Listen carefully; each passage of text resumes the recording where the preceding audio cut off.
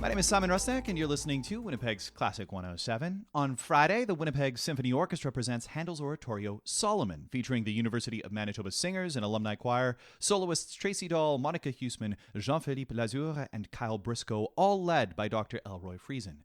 Singing the title role is one of the world's most sought-after countertenors, Daniel Taylor, who joins me now. Hello, Daniel.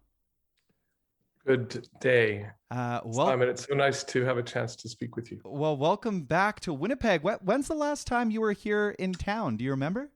Well, I was thinking about that. I don't actually remember. I remember my first visit to Winnipeg, which was with Bram. That was with Bram Otovi and also William Berg, the conductor William Berg. So we did performances, back-to-back performances of Handel Messiah and the Bach Christmas Oratorio.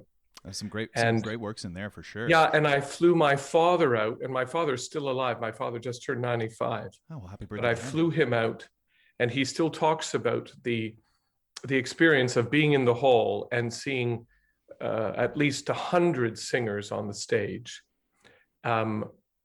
really dancing. I would say dancing with each person's own version of the Holy Spirit in the music.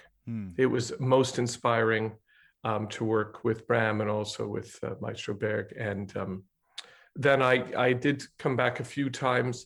I've had a long relationship with the Winnipeg Chamber Orchestra as well, a really wonderful group of people. And so it's so nice to have a chance to come here and to be in Winnipeg again.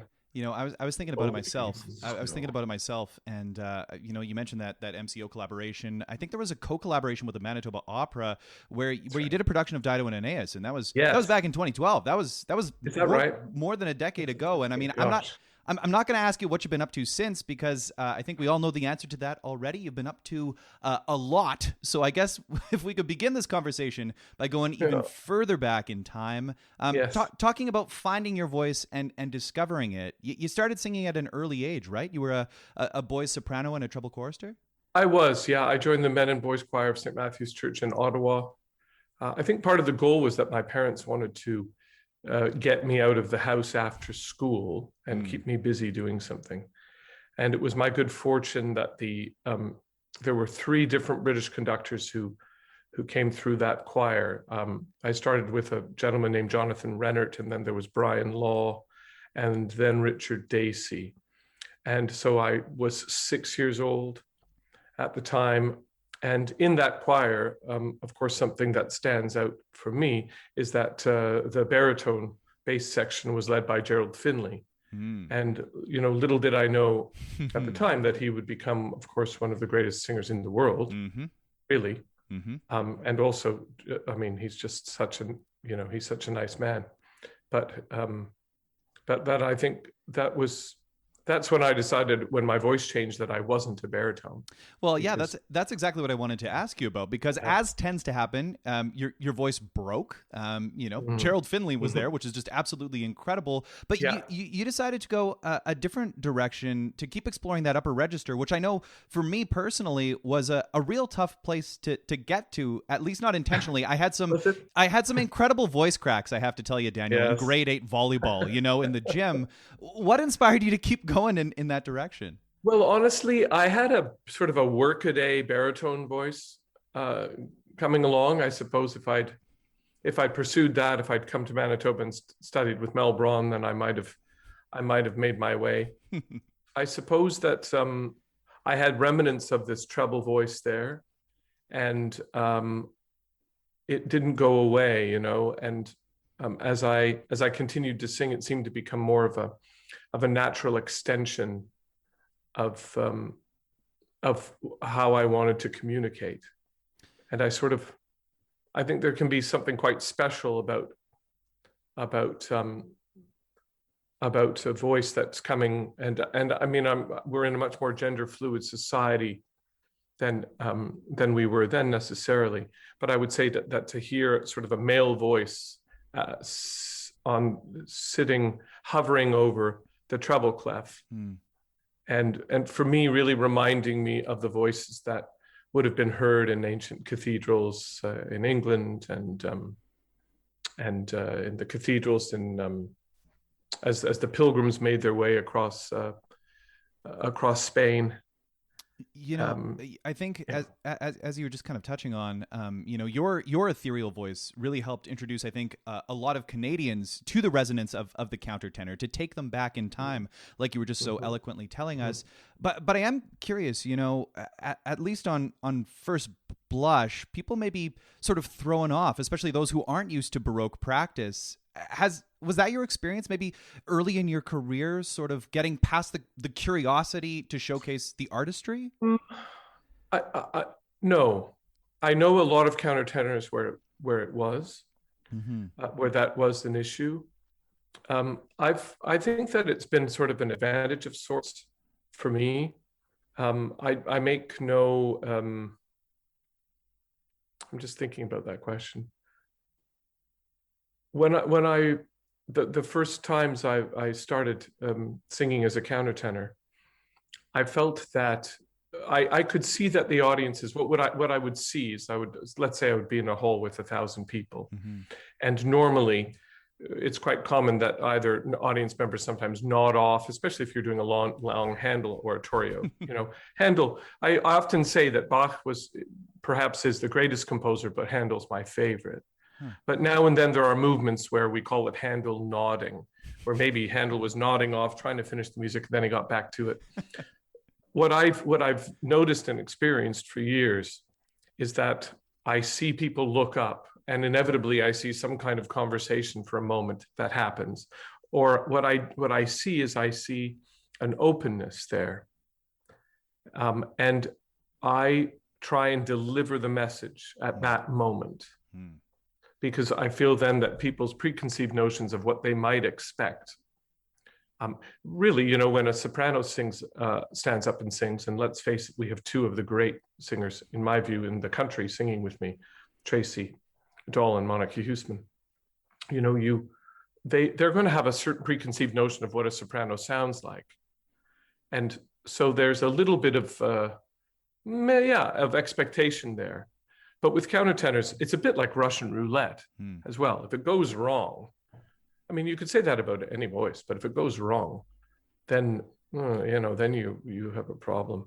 But I suppose all to say that no, it hasn't been as much of an issue. Part of that could be because also I worked outside of the box of classical music.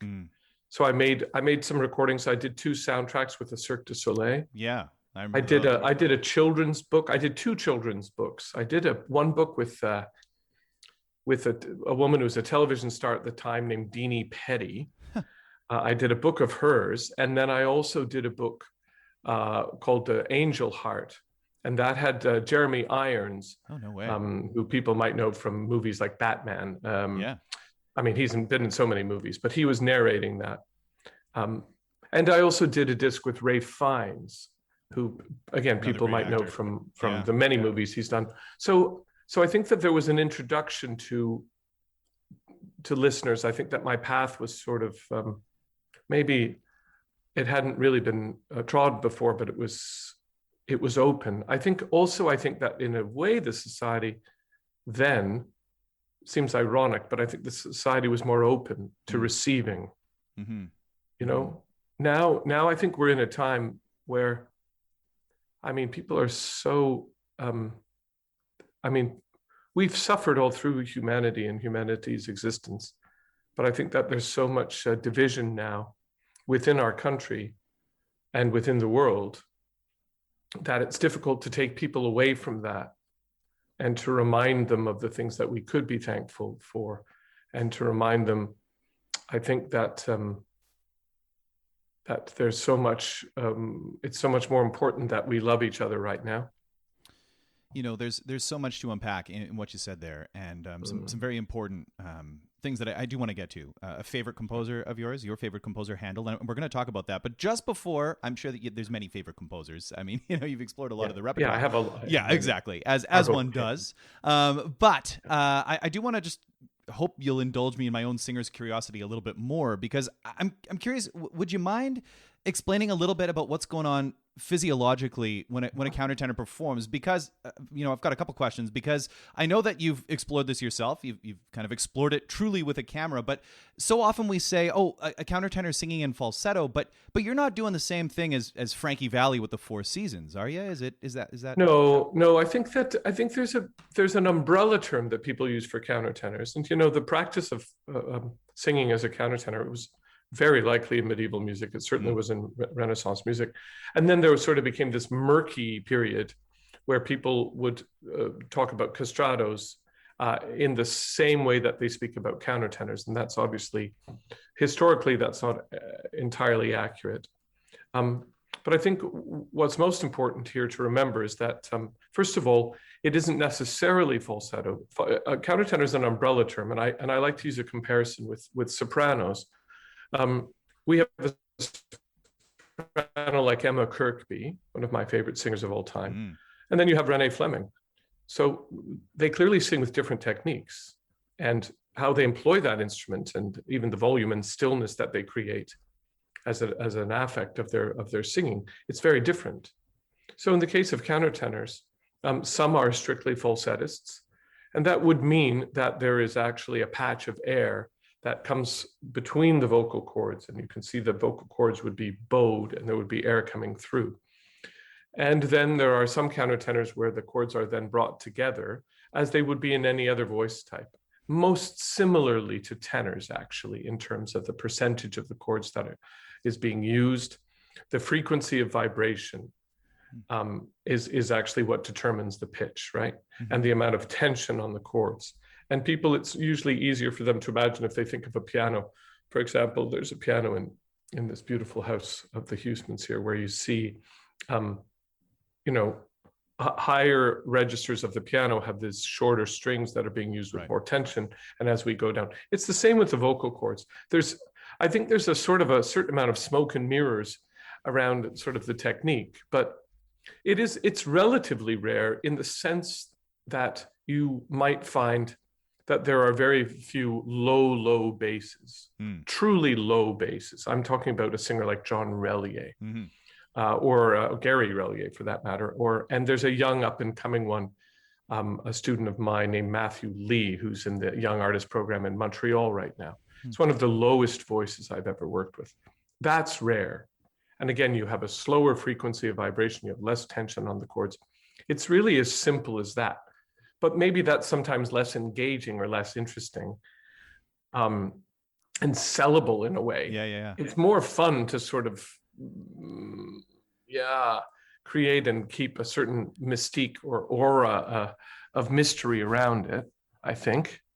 And I'm all for that, as long as people come to hear the concert, because I think what's so important is that this is about the music, and I'm just a servant of the music. I'm a servant of the text and of the harmonies, of the message. That's why we're there, and I will serve it with my instrument as best I can. So if you're just tuning in, my name is Simon Rusnak, and I'm speaking with world-renowned countertenor Daniel Taylor, who's in town to perform the role of Solomon with the WSO. Daniel, we were just chatting a little bit about your career. It is an impressive one. Order of Canada recipient, over 100 CDs. You're truly one of the nation's most prolific artists. Countless performances at hallowed music halls with incredible collaborators, churches, musical centers. I don't mean this question to sound flippant or anything like that, but you've been at this for quite some time now. Between the singing, the teaching, the conducting, what keeps you going? Well, it isn't easy. And I think that often when people look at other people's careers from the outside, I don't know who I would draw a comparison to. One of my favorite people, Ed Broadbent, the former leader of the NDP. He's one of the most wonderful people I've met. Incredibly inspiring. One can look at him and his career and think, well, gosh, he's had it.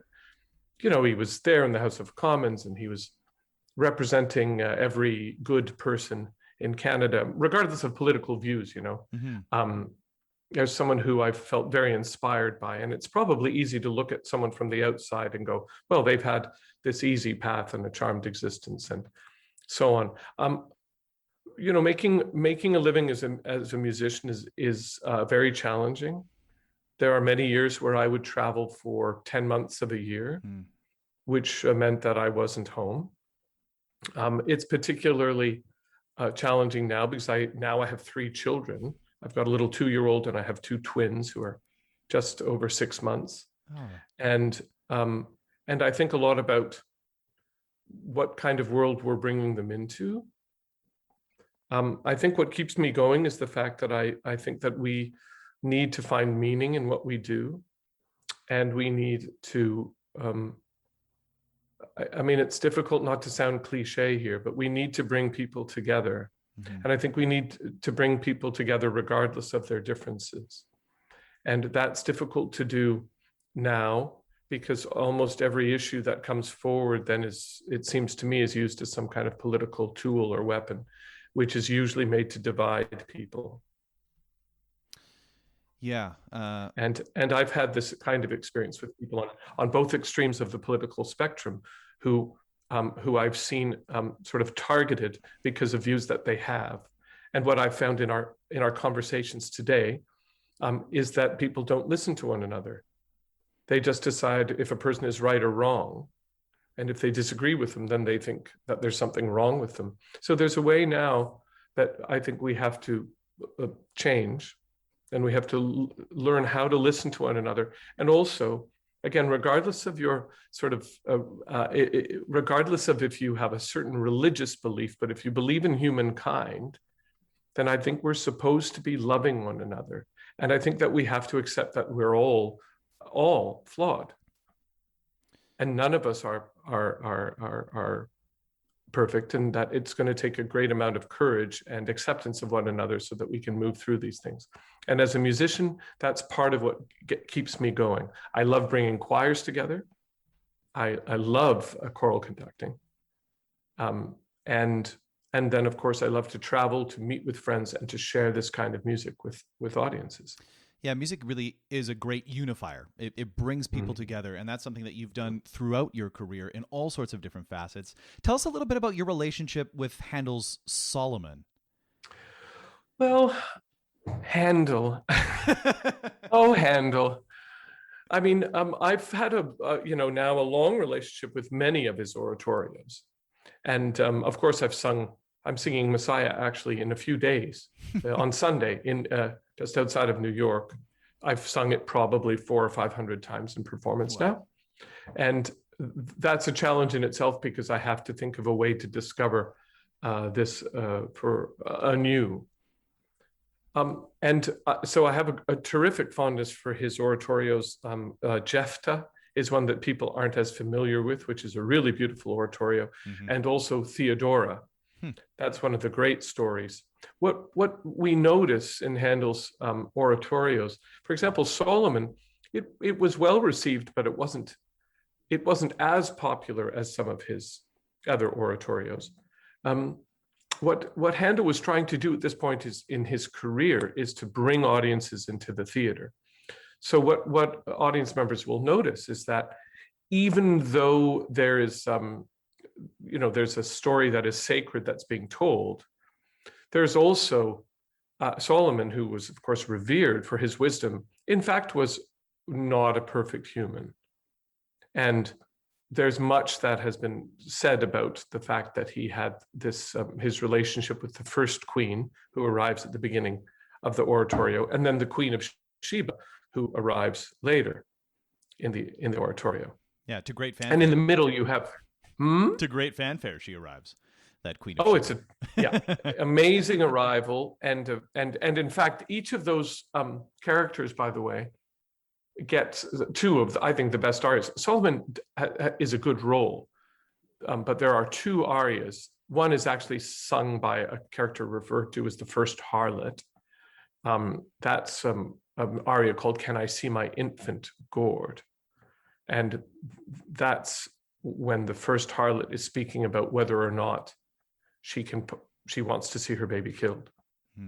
And then Queen of Sheba at the end sings this amazing "Will the Sun Forget to Streak." I mean, I think that's the reason to go. I don't mean to downplay my role as Solomon, because I'm glad to be there and to sort of be constant in the oratorio. But I think there are these fantastic double choruses, so exciting. And Dr. Friesen Elroy is doing a wonderful job of bringing these people together. Symphony plays beautifully. It's a celebration of music. And it's a celebration of people being together, especially now as we make our way through this stage of this endemic, to see so many people on stage singing, and they are singing their hearts out. Yeah, it certainly is very special, and it will be a spectacle. You mentioned the sopranos. You mentioned them by name earlier: Tracy Dahl, Monica Huseman. Do you want to just to end with a word on what it's like to perform with them, and just a little bit more on this whole show, because it really is like you say, a celebration. It is It's an a celebration. exuberant celebration of music. It is, and it couldn't take place without private sponsors coming forward and supporting the efforts of the symphony. And I have to say that Monica Huseman not only is an absolutely glorious performer, but she works tirelessly to bring this together. And to be on stage with her is very exciting, because she, of course, is just she's a great singer. She's an opera singer as well, so she brings the sense of drama to it.